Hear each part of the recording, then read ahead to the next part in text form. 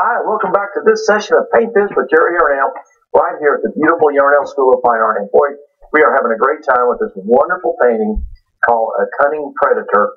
And this is a photograph, like I said, that one of my students had given me, and it sat around on my research table in my studio for weeks and weeks and weeks. And I always do this. I set photos out that I'm interested in. I got dozens of them, thinking someday I'm going to paint that. And you've probably done the same thing. Well, finally get to the other day.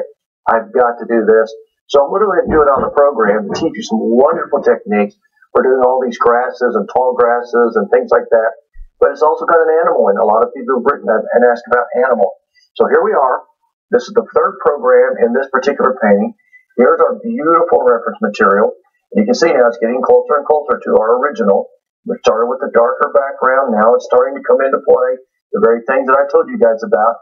See, all the tonal values now are starting to match up. This next step will be to get some brighter tones, and then all the small grasses, and then the coyote. But isn't this exciting, how this is starting to work out? Now, where we left off last week, I was putting in the final, well, not the final, but some of the lighter tones. We're going to do one more level of that, but it's going to be done a little differently this time. You have to be a little more careful. Each layer gets a little more precise. You have to be a little more careful. You have to be a little more, you might say, engaged and paying attention to how the stroke goes, how you feather with your finger, how much moisture's in the paint. So many things, multiple things you have to remember. Take the brush, the number 10 bristle, it has a nice chisel. Come down here, now we're going to go to a lighter value. You take a little bit of the umber, a little bit of the yellow, a little bit of the gesso. Once again, get it nice and soupy. A little more yellow in it. This color can vary from person to person, painting to painting. It's not, you have to be exact. You get too much, you can wipe some of it out of the metal ferrule there. Test it up here. Now this time when we go up, instead of just bringing it down, we want to pull the strokes up to create more of a feathered effect. See, like this. Now the danger there, I mentioned in a couple of sessions ago, that if you do it, you'll end up with hard marks at the base. That's why when you do it, don't paint it straight on. Be sure you're at an angle so when you hit it, you have less chance of leaving a mark. Or I'm going to make that a little whiter. I want this to be bright enough that when I streak it, you will see it. Okay? Now, I want you to take your finger, now this time you flip it up like this. Kind of skim it. What you're going to do now, see, you pull up like this, kind of go in different directions to create the suggestion of little grasses and bushes.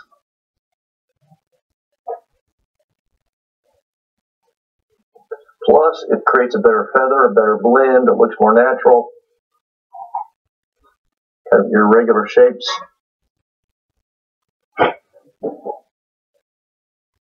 So you still, it's kind of irregular, but it kind of blends nicely.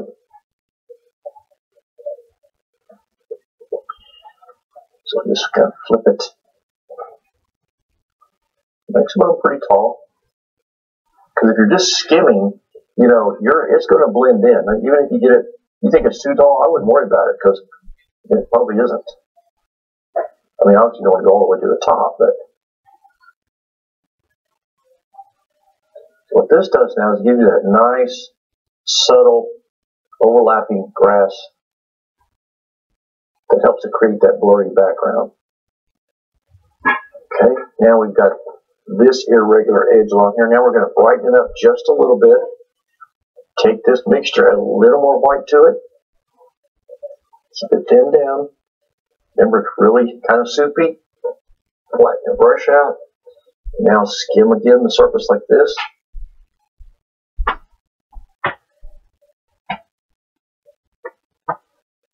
See the little suggestions of grasses and brushes going different directions. Now this is the area where the coyote's going to be sitting or standing. And that's why we want to get it especially light. Now, just because we're having to do this way, see the base here? If you have a little struggle getting that edge right, then we'll just pull a few little of these tones, these darker tones. We don't have to add dark, we just need to take the dark that's there, pull it up so you can get a better blend. So we'll do a little of that here in a minute. But for the most part, like I mentioned in the first program, this shadow is already appearing. It's on its own. You don't have to add the shadow. We just want to blend the shadow into the edge. And it's best to do it that way if you can. But even this edge, you want to be a little irregular along there. I did a painting many years ago, well, I've done several like this, but of the Serengeti over in Africa, and it had some giraffes, and this is how we did the background. I did some lions, I did several African animals. That's fun too. We'll probably do some of those sometime on one of the shows, but this is how you do that background. It's shorter grass sometimes, but sometimes it's not. But you just layer it like this and get all these nice earthy tones. Okay, so now there's your nice light strip, just like on the original. Now right through here, you want to rinse your brush out, get all that light out.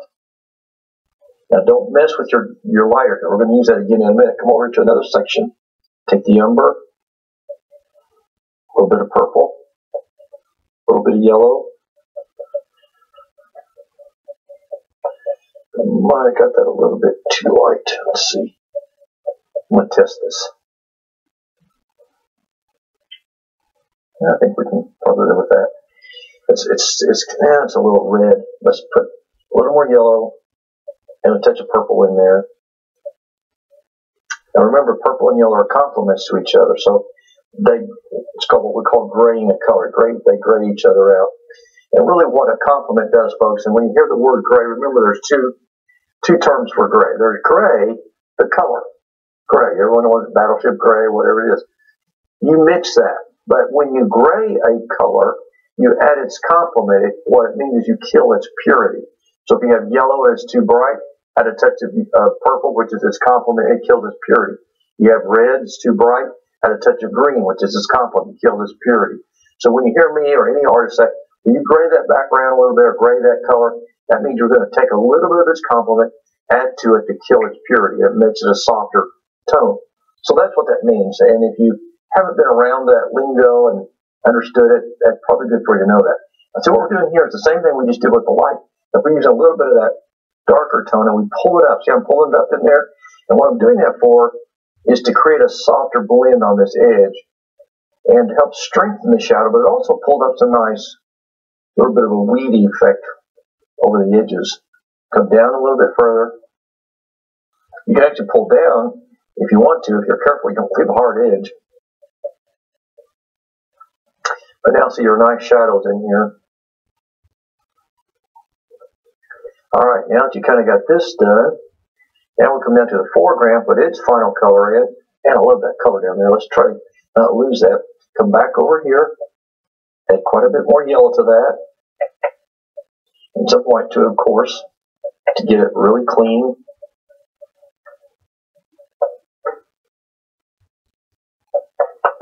Work it in. Okay, so you get a little more white. Wipe some of it out of the middle ferrule, off the edge. Test it up here. I'm going to test the color down here and see what it does. Yeah, that's pretty good. See, it's still got that nice golden tone to it. Yeah, that's really pretty. All right, touch of the water. Let's go for it.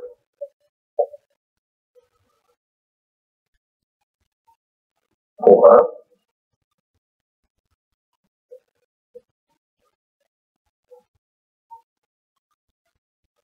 Now see, I'm just leaving enough shadow there that the kite will stand in there and he'll fit in there beautifully.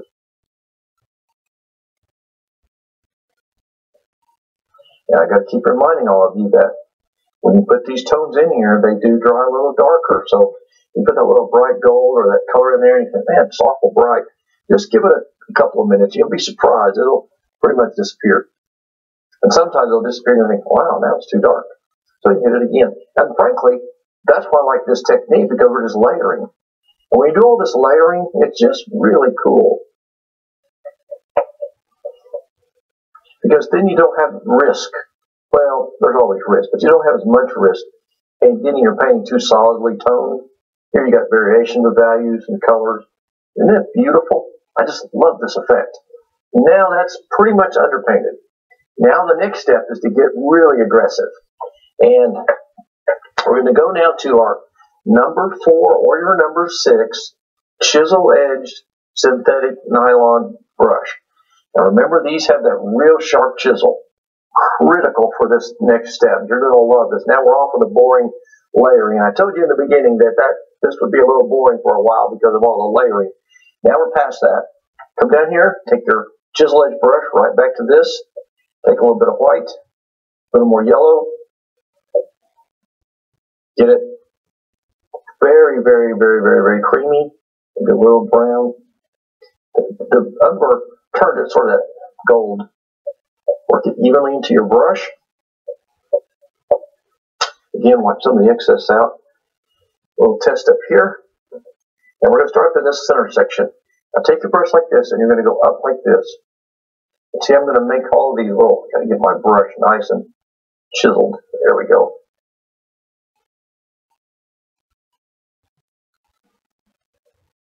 It's time to start getting some of these taller grasses. Just start right in here like this. This is to get this edge a little bit more irregular, a little more uneven, a little more wild looking. It's that nice, soft, subtle grass. Reload, flatten your brush to create a chisel, and then keep going.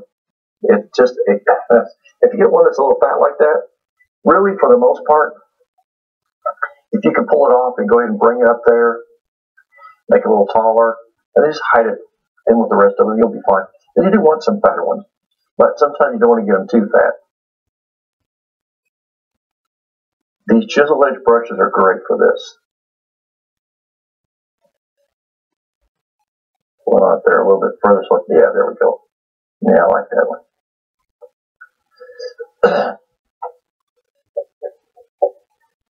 You can use any of these brushes. I'm sure you can use you can actually go to the number 4. This is the number 4. I'll show you how you can use both of these.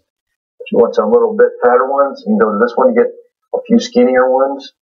This one, see, makes a little bit skinnier ones. Go all directions with these. Don't get stuck in one spot. I'm creating these nice tall weeds here. Now I love doing this.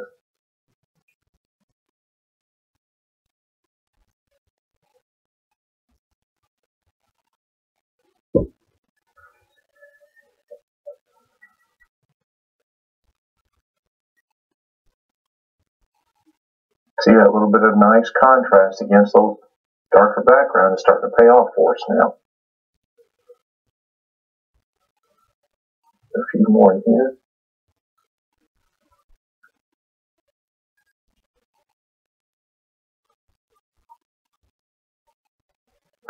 Just barely touches, so you can see that. Now, we're going to let that set. Now down here we got some darker ones. So go back over here to your area where you take a little umber. Darken this just a little. Maybe a touch of purple with that.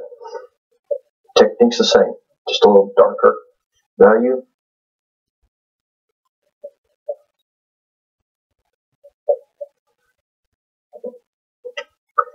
Now come out of this. Now watch, this is really important. Just get these in here. So now they create this nice overlap. See now, so we have the whole thing is light against dark, dark against light.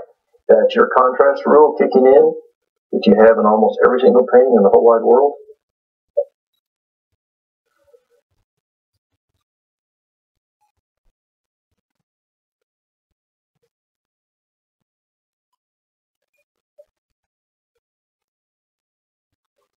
And then you look at, now you can take some of these, you kind of bend them over, you get little bend broken spots on them.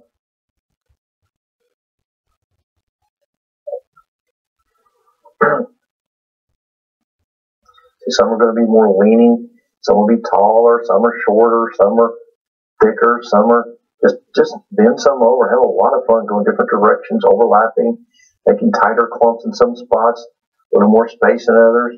See, I love that effect. This is now becoming more fun, as you can see. I get excited about it even. And I've done this 1,000 times, and it still is exciting. Not only an artist can get excited about this stuff, you guys, it's just fascinating to. But some people just like to watch it through. I have a lot of people watch the show just for entertainment. They enjoy watching it, and that's kind of fun too. It's kind of like anything else, taking a blank canvas and all of a sudden, voila, there's your object.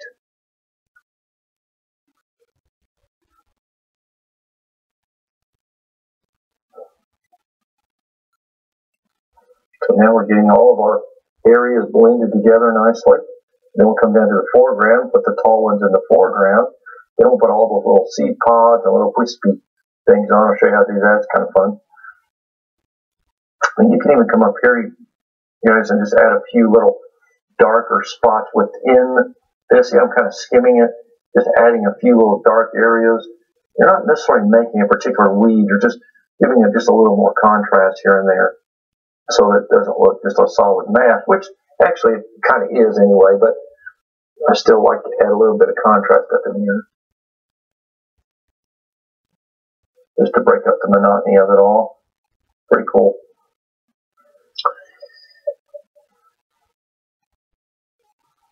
Okay, now we've got this done, or this far. Go down to the foreground. Now we can really have some fun. Go back to this mixture here, back to the white, to the yellow. Get a real nice, rich golden color here. And remember, the gesso will opaque it.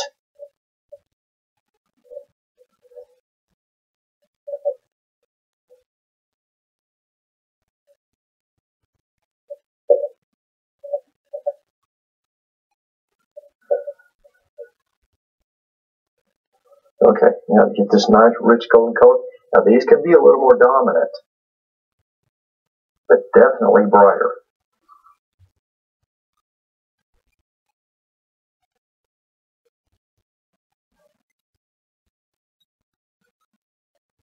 Can go in all directions, leaning, bending, overlapping, broken ones.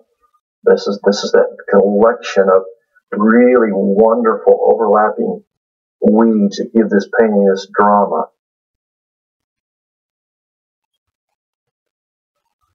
Some real tall ones over here to kind of create an eye stopper, because we know that the coyote is well over on the right side and he's looking in, so obviously you're going to get on this strip of shadow and you're going to wonder what's going on there, and you've got to have some things over here to hold your eye back in the painting, and that's what this tall grass will do right through here. We'll see these nice little pulls you back in. And we just keep going across here.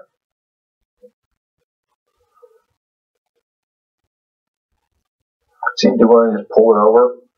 You can make little leafy things like this now. Isn't that cool? Just take your brush and just make little flips like this. Just like little leaves.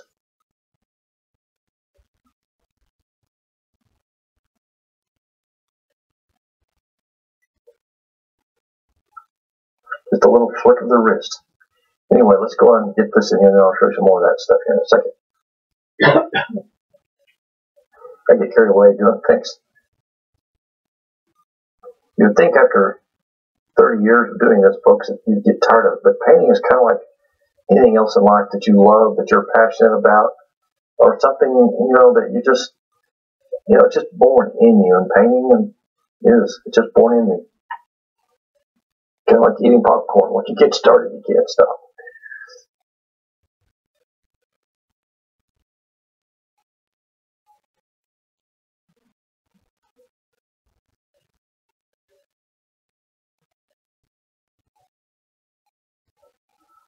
Okay, now this is just the beginning. We're going to put some more light ones and a few dark ones down here as well. I'm a big, big fan of the contrast rule, folks, as most of you know. And by the way, it's not just me. Contrast is what makes a painting come alive. Now let's take a look at this. Isn't this beautiful? This nice, soft, gentle prairie with the tall grasses, and it's just got that nice feeling to it. But we need to get a few brighter ones, so let's put a little more white now in the mixture, a little more yellow. And you kind of make this the color that you want it. Don't want to run out of time here before I show you some other things, but we've got enough time to get this started. Get these, see how nice and rich that is?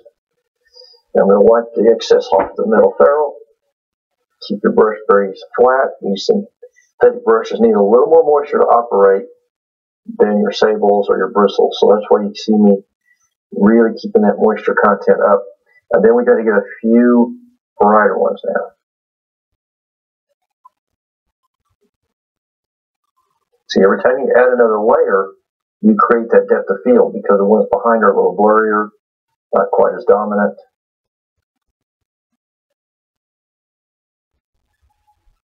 See, all these little broken ones. That's where this gets more artsy. Then there are times when you want to leave. This little hole right there, that's a negative space pocket that looks really good, so leave it. Don't clog it up. All right, I want you to get enough of these tall ones in here. Bent ones and crooked ones, and it ain't but as much as. Now, a lot of you are probably saying, well, where's your script brush? Where's your script brush? How come you're not using your script brush?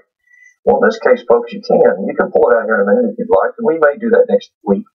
But for now, we just want these taller, more dominant grasses, and I wanted to get these in here so that we can have a nice little contrast kicking in here. Now, again, going back to the same procedures, here's these little flips. If you go up here, let's go back up here. Maybe this would be the best thing to do. See all the little seed pods, the little wispy things on the end there? Well, those are when the wind blows those off. Eventually, they settle down and they regrow, just like any seed thing. And so, right now, it's kind of like a dandelion. You know, blow it. Well, all you do is just come in here. Now, there's 2 or 3 ways to do this. That's the first one. I just make these little wisps. And just scatter these few here and there in the light areas. Just kind of wisp like this. Just a little, if you pull it and you create that little drag, it creates a softer effect. But now if you dab it, it won't. I am going to show you a dabbing technique in a minute with a bristle brush that works good. But this is one of the things I do. I get in here and I just make these little these smidges. Kiss you come smidges. Is that a word? I don't know, but it sounds good.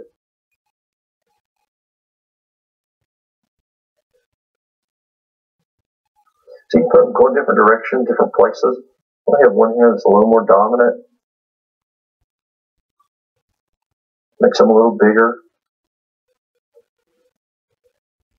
Isn't that exciting? And you're going to be able to put these in a lot of places. They're all over this painting. But these are the closer up ones. These are the ones that have a little more dominance, a little more character. And what I'm going to do when this show ends, I'm going to sketch in my coyote. Now here's what I'm going to recommend. Some of you that want a different animal, let me remind you, I had this one from a little while back. Here's almost an identical situation with this goose. This came out of a magazine. I collect these things just to get ideas. I didn't even know I had this until I did this, and I was researching. And that's almost a perfect setting. And this one just has a Canadian goose in it. You could do that. You could put you could put a bear standing in. You could put any kind of animal. Because it's a silhouette, you get this nice, rich, soft, light background, these golden colors. Almost any good animal, because of the earth tone, will really work good. Let's see how much fun this is to do this. Now, let me show you another little technique. If you go down to your number 4 bristle brush, now all of you have seen what that is. You want one that's not perfectly worn out, but it's a little more worn. And you go down and you go to the same color and you tap it in the center like this. Yeah. See, I twist it and pull back.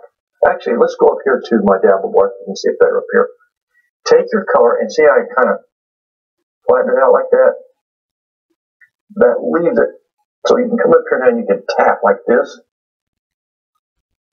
And it creates these little soft things. So let me get some mixture here. Kind of white. Flatten your brush out. And all you do now is you just go in here and you tap.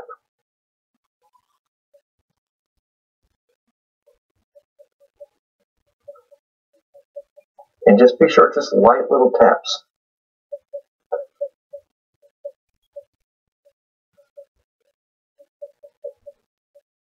And it creates this little textured effect. Little seed pods. Now, if you hit, I'm going to show you a little thing. I'm going to do something in a minute here. It's intentional. You're going to take a deep breath. I probably think I've lost it. But say, oh, I got a bad one, or one that's too big. Don't panic. All you got to do is take a damp paper towel. Remember, your paper towel is your eraser. I keep it handy. All you got to do is just, boom, it's gone. Now, just keep tapping some of these in where you want some to go. You can even make some down here that are in the foreground, maybe a little brighter. These you can whip out just a little stronger, because some of them are in the foreground. But all you do is tap, and if you tap, what it does, it creates a little lacy, airy effect.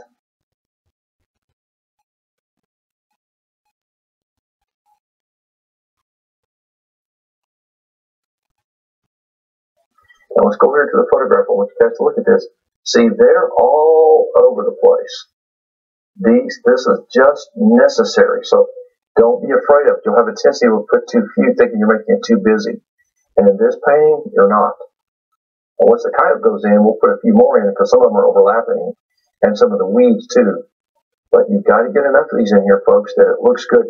And even down here in the foreground, see, there's some of these, the more textured ones that you can tap in here like this. So this will be your mission between now and next week, is to get a boatload of these little textured seed pods or whatever you call them. I don't even know if that's what you call them, but just tap them in here. And you can use some different colors, but I'm going to stick with the monotone effect. I really like that effect.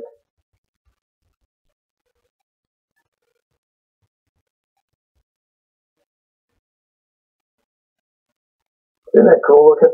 It's starting to look just pretty much like that original. You may have a concentrated area like right in here where you want them a little more. That's fine too. It's okay to give them a little heavier in some spots. And like I said, some a little brighter, even some a little bigger as you're in the foreground. Put a little more white in there if you want. Put a little more yellow. Well, as usual, folks, we're about to run out of time. I'm going to make some a little brighter down here in the foreground. And that's necessary to help create that depth of field. And the ones in the front are cleaner, crisper. The ones in the back are softer. You might say smudgier. So you have some come all the way off the bottom of the page, too. The page, canvas, what am I thinking? This is a canvas. It's like, I've had a lot of people say, well, what are you going to do with that picture? Well, it's not a picture, it's a painting. Keep that in mind. That used to be one of my pet peeves. People call them pictures, they're paintings.